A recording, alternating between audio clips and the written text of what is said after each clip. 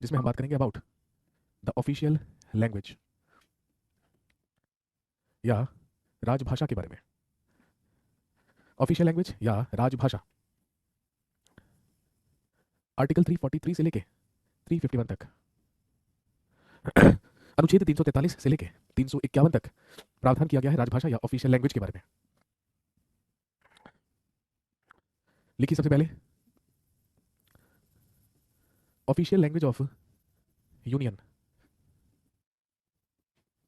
संघ की राजभाषा। ऑफिशियल लैंग्वेज ऑफ यूनियन या संघ की राजभाषा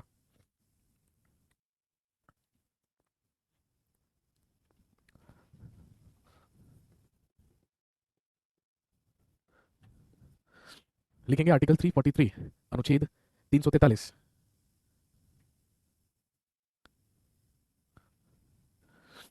आर्टिकल 343, अनुच्छेद 343 लिखेंगे the official language of union, the official language of union shell be Hindi.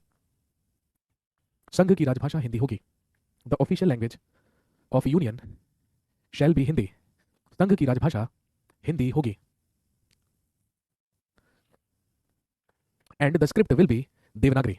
And the script will be Devanagari. और लिपि देवनागरी होगी। संघ की राजभाषा हिंदी होगी और लिपि देवनागरी होगी।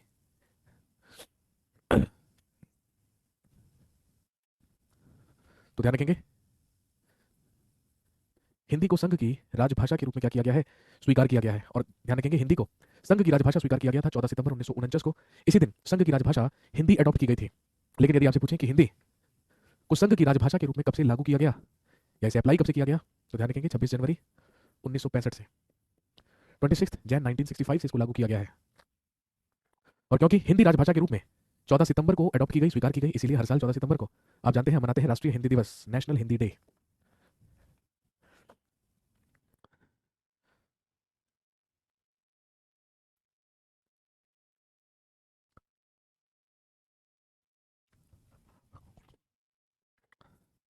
अगला लिखिए आर्टिकल 344। आर्टिकल 344, अनुच्छेद 344 लिखेंगे provision of an official language commission and a constitutional committee. लिखेंगे provision of an official language commission and a constitutional committee for the development of Hindi language, for the development of Hindi language. लिखिए हिंदी भाषा के विकास के लिए, हिंदी भाषा के विकास के लिए एक राजभाषा आयोग, हिंदी भाषा के विकास के लिए एक राजभाषा आयोग एवं एक संसदीय समिति का प्रावधान, एक राजभाषा आयोग एवं एक संसदीय समिति का प्रावधान।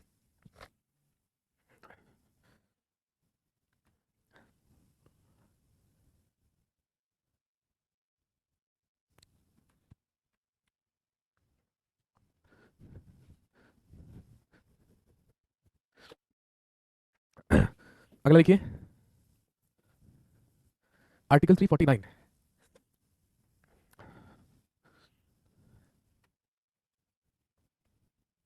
आर्टिकल 349, अनुच्छेद 349 जो कहता है, लिखेंगे अ बिल रिलेटेड टू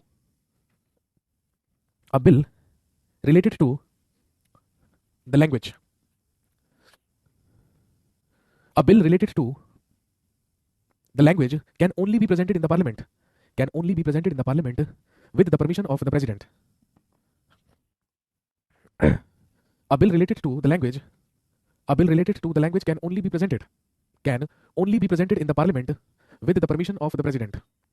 लिखेंगे भाषा से संबंधित कोई भी विधेयक, भाषा से संबंधित कोई भी विधेयक केवल राष्ट्रपति की अनुमति से ही, भाषा से संबंधित कोई भी विधेयक केवल राष्ट्रपति की अनुमति से ही संसद में पेश किया जा सकता है। अ bill can only be presented in the parliament with the permission of the president. भाषा से संबंधित कोई भी विधेयक केवल, भाषा से संबंधित कोई भी विधेयक राष्ट्रपति की अनुमति से ही संसद में पेश किया जा सकता है। नेक्स्ट, अगला लिखिए स्टेट लैंग्वेज, हेडिंग डालेंगे स्टेट लैंग्वेज या राज्य की भाषा, स्टेट लैंग्वेज या राज्य की भाषा। लिखिए आर्टिकल 345। लिखेंगे a state has the right, a state has the right to opt an official language,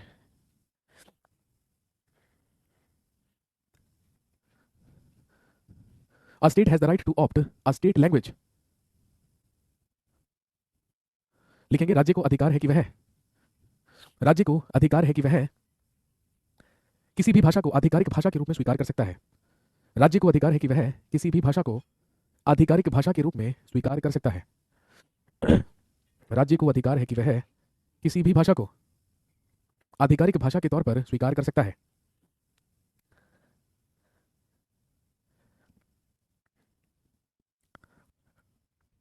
next लिखिए आर्टिकल 346 अनुच्छेद 346, आर्टिकल 346 अनुच्छेद 346। लिखेंगे the language of communication, the language of communication between two or more states, the language of communication between two or more states will be Hindi. लिखेंगे दो या दो से अधिक राज्यों के बीच, दो या दो से अधिक राज्यों के बीच संपर्क की भाषा, दो या दो से अधिक राज्यों के बीच संपर्क की भाषा हिंदी होगी। The language of communication between two or more states shall be Hindi. दो या दो से अधिक राज्यों के बीच संपर्क की भाषा हिंदी होगी।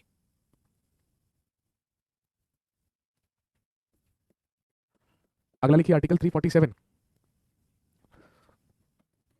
आर्टिकल 347 अनुच्छेद 347, आर्टिकल 347 अनुच्छेद 347।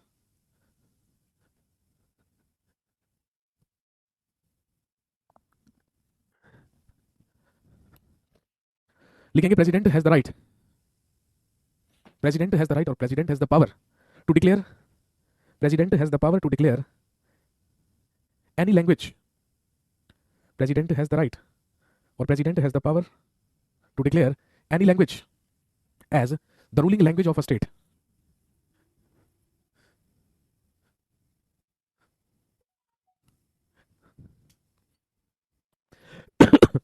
राष्ट्रपति को अधिकार है कि वह,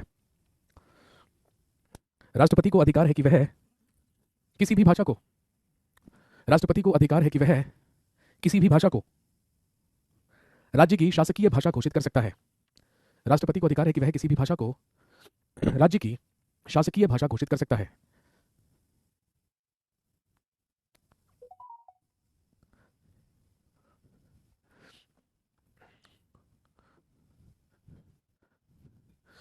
इसके बाद लिखिए court language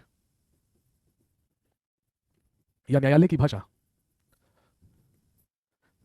court language, court language या न्यायालय की भाषा।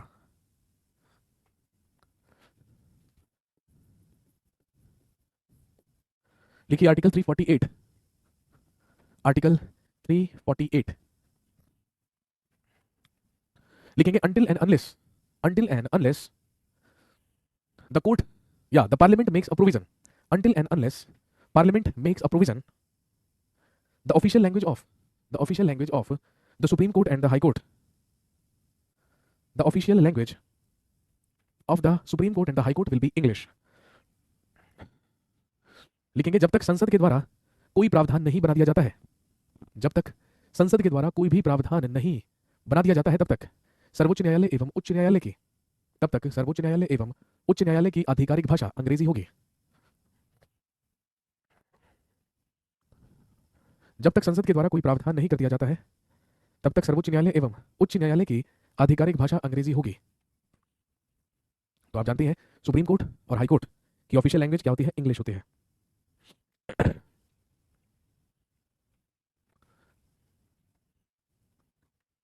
मैंने कहा until and unless parliament makes a provision, the official language of Supreme Court and High Court will be English। जब तक संसद के द्वारा कोई प्रावधान नहीं कर दिया जाता, तब तक सर्वोच्च न्यायालय एवं उच्च न्यायालय की आधिकारिक भाषा अंग्रेजी होगी।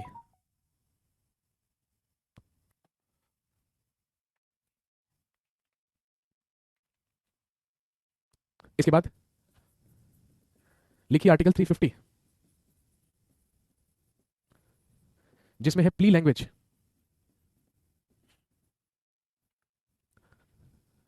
इसमें है प्ली लैंग्वेज या याचना की भाषा, and that will be Hindi as well, और ये भी क्या होगी, हिंदी।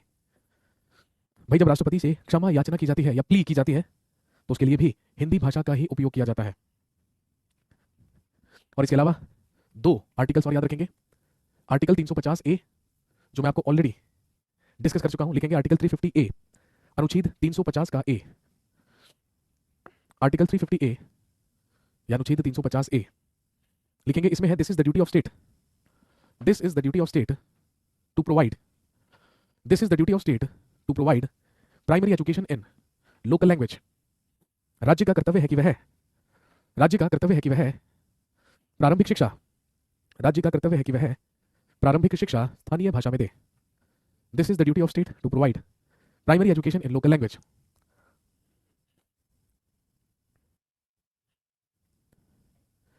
राज्य का कर्तव्य है कि वह प्रारंभिक शिक्षा स्थानीय भाषा में दे।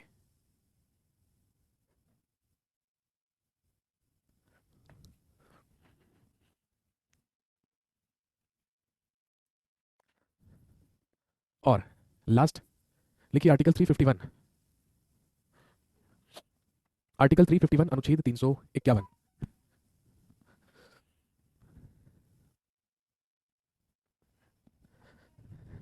आर्टिकल 351 अनुच्छेद 351 लिखेंगे this is the duty of state, this is the duty of state to develop Hindi language, this is the duty of state to develop Hindi language. राज्य का कर्तव्य है कि वह, राज्य का कर्तव्य है कि वह हिंदी भाषा का विकास करे। This is the duty of state to develop Hindi language. राज्य का कर्तव्य है कि वह हिंदी भाषा का विकास करे। नेक्स्ट,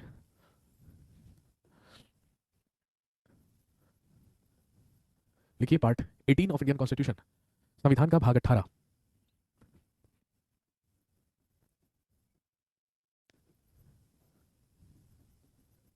इसमें है इमरजेंसी या आपातकाल, इमरजेंसी या आपातकाल।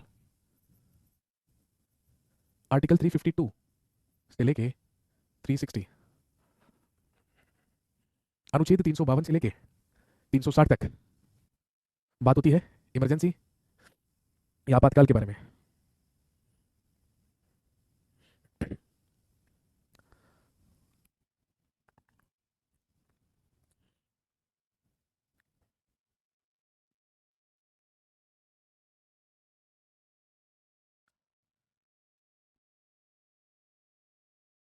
लिखिए आर्टिकल 352, जिसमें है प्रोक्लेमेशन ऑफ नेशनल इमरजेंसी, राष्ट्रीय आपातकाल की उद्घोषणा। Proclamation of a national emergency, राष्ट्रीय आपातकाल की उद्घोषणा। आप सब जानते हैं राष्ट्रपति की शक्ति है, राष्ट्रपति को पावर दी गई है कि यदि हमारे देश पर किसी भी बाहरी देश से कोई भी आक्रमण हो जाता है, कोई भी अटैक हो जाता है, तो आप जानते हैं उस स्थिति में राष्ट्रपति चाहे तो अपने मंत्रिपरिषद की लिखित सिफारिश पर राष्ट्रीय आपातकाल की घोषणा कर सकता है। दो कंडीशन में नेशनल इमरजेंसी लगती है, या तो किसी बाहरी देश का हमारे देश पर आक्रमण हो गया हो, या हमारे देश में ही अंदर सशस्त्र विद्रोह हो गया हो जनता के द्वारा, तो राष्ट्रपति राष्ट्रीय आपातकाल की घोषणा कर सकते हैं, जो कि राष्ट्रपति के मंत्रिपरिषद की लिखित सिफारिश पर ही किया जा सकता है। और ध्यान रखेंगे, जैसे ही आपातकाल की घोषणा होगी तुरंत राष्ट्रपति के द्वारा संसद में सत्र बुलाया जाएगा और 1 महीने के भीतर इस प्रोक्लेमेशन को, इस उद्घोषणा को संसद के दोनों सदनों में 2/3 बहुमत से पारित हो जाना चाहिए।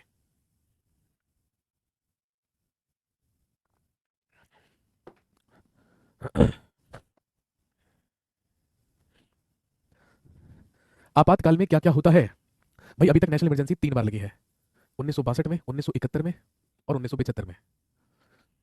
इंडो चाइना वॉर के समय में 1962 में, इंडो पाक वॉर के समय में 1971 में, और इंटरनल डिस्टर्बेंस आंतरिक अशांति की वजह से 1975 में। लेकिन अब आंतरिक अशांति के आधार पर नेशनल इमरजेंसी नहीं लगाई जा सकती, क्योंकि 44th कॉन्स्टिट्यूशन अमेंडमेंट एक्ट 1978 के तहत आंतरिक अशांति के स्थान पर सशस्त्र विद्रोह शब्द जोड़ दिया गया है। अब सशस्त्र विद्रोह होगा तो इमरजेंसी लगाई जा सकती है, आंतरिक अशांति के आधार पर नहीं लगेगी।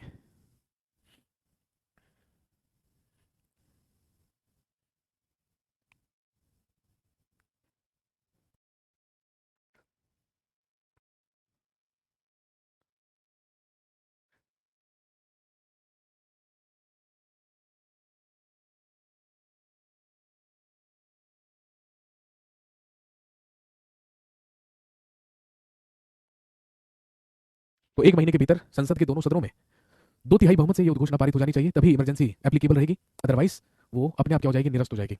और यदि इमरजेंसी लगेगी भाई तो उसके प्रभाव क्या होंगे, उसके इफेक्ट क्या होंगे, किसी ने यहाँ पे पूछा भी भाई इमरजेंसी में क्या होता है। सबसे पहले लिखेंगे आर्टिकल 353A, आर्टिकल 353A, अनुच्छेद 353A। लिखेंगे union can give directions to the states.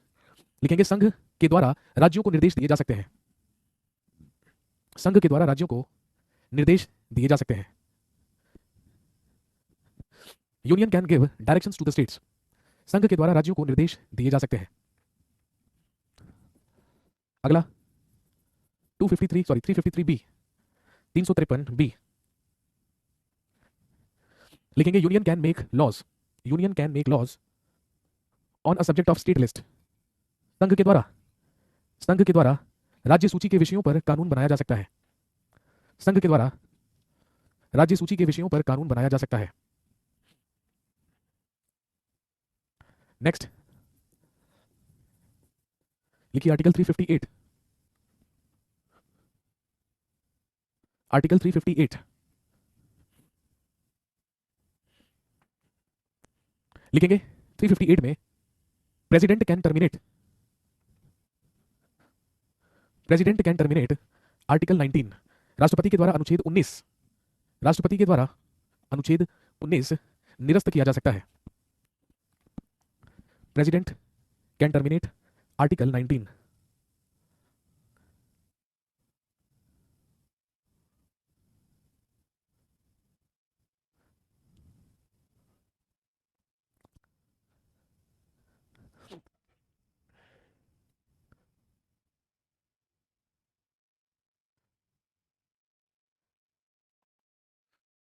राष्ट्रपति के द्वारा अनुच्छेद 19 निरस्त किया जा सकता है। और आप जानते हैं आर्टिकल 19 में हमारा एक मौलिक अधिकार है जो है राइट टू फ्रीडम, स्वतंत्रता का अधिकार। क्वेश्चन पूछते हैं कि बताइए जब इमरजेंसी लगती है तो इमरजेंसी सिचुएशन में सबसे पहले किस आर्टिकल को टर्मिनेट किया जाता है। तो सबसे पहले टर्मिनेट होने वाला आर्टिकल होता है आर्टिकल 19, अनुच्छेद 19। अगला लिखिए आर्टिकल 359, अनुच्छेद 359। आर्टिकल 359 लिखेंगे president has the right to terminate all fundamental rights. राष्ट्रपति को लिखेंगे president has the right to terminate all fundamental rights except article 20 and article 21। लिखेंगे अनुच्छेद 20 और 21 को छोड़कर राष्ट्रपति के द्वारा सभी मौलिक अधिकार निरस्त किए जा सकते हैं। अनुच्छेद 20 और 21 को छोड़कर राष्ट्रपति के द्वारा सभी मौलिक अधिकार निरस्त किए जा सकते हैं। तो इमरजेंसी की सिचुएशन में टर्मिनेट होने वाला सबसे पहला आर्टिकल है 19। लेकिन इमरजेंसी के केस में भी कभी भी हमसे दो मौलिक अधिकार नहीं छीने जा सकते। सबसे पहला अपराध के संदर्भ में या अपराध की स्थिति में दोष सिद्धि के संदर्भ में संरक्षण जो है आर्टिकल 20, और एक है freedom of life and personal liberty, प्राण एवं दैहिक स्वतंत्रता की का अधिकार या हमारे जीवन जीने का अधिकार हमसे नहीं छीना जा सकता।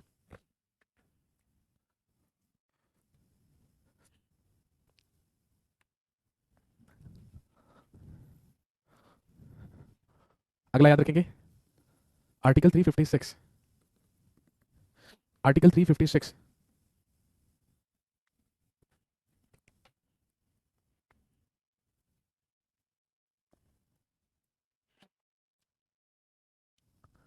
लिखिए प्रोविजन ऑफ, इसमें है provision of presidents rule in state, राज्य में राष्ट्रपति शासन का प्रावधान। Provision of presidents rule in state, राज्य में राष्ट्रपति शासन का प्रावधान। यदि किसी भी राज्य का संवैधानिक तंत्र विफल हो जाता है और उस राज्य के राज्यपाल को ऐसा लगता है कि उस राज्य का मंत्रिपरिषद, मुख्यमंत्री और सरकार उस राज्य का प्रशासन चलाने में केपेबल नहीं है, तो राज्यपाल के द्वारा राष्ट्रपति से सिफारिश करके उस राज्य में राष्ट्रपति शासन अप्लाई करवाया जा सकता है। और आप जानते हैं, राष्ट्रपति शासन की स्थिति में सारी की सारी जो प्रशासनिक और कार्यपालिका की शक्तियां हैं वो राज्यपाल के हाथों में आ जाती है, और फिर उस राज्य का प्रशासन ही किसके द्वारा चलाया जाता है? राज्यपाल के द्वारा।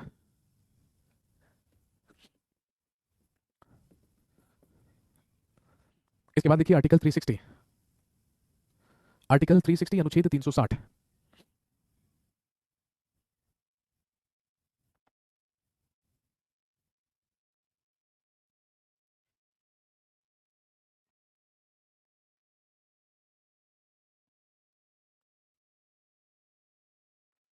लिखेंगे आर्टिकल 360 में है प्रोक्लेमेशन ऑफ, प्रोक्लेमेशन ऑफ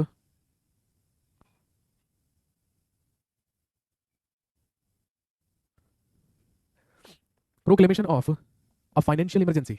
लिखेंगे वित्तीय आपातकाल की उद्घोषणा।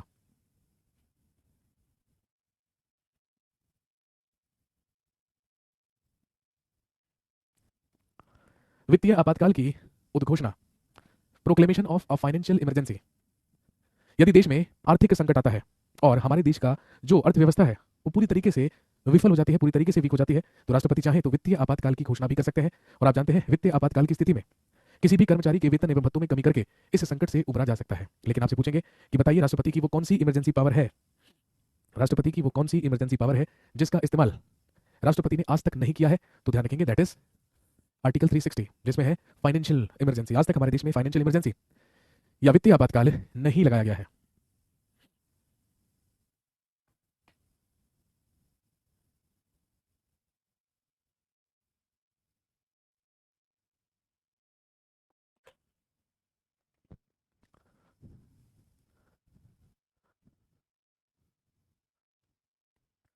चलिए कहानी को यहीं पर रोकते हैं, कल मुलाकात होगी, ठीक है, और कल फिनिश करेंगे बचा हुआ जो पार्ट है, ठीक है, पार्ट 19, 20, 21 और 22, इनके बारे में हम बात करेंगे कल। चलिए, thank you very much, have a nice day, see you in the next class.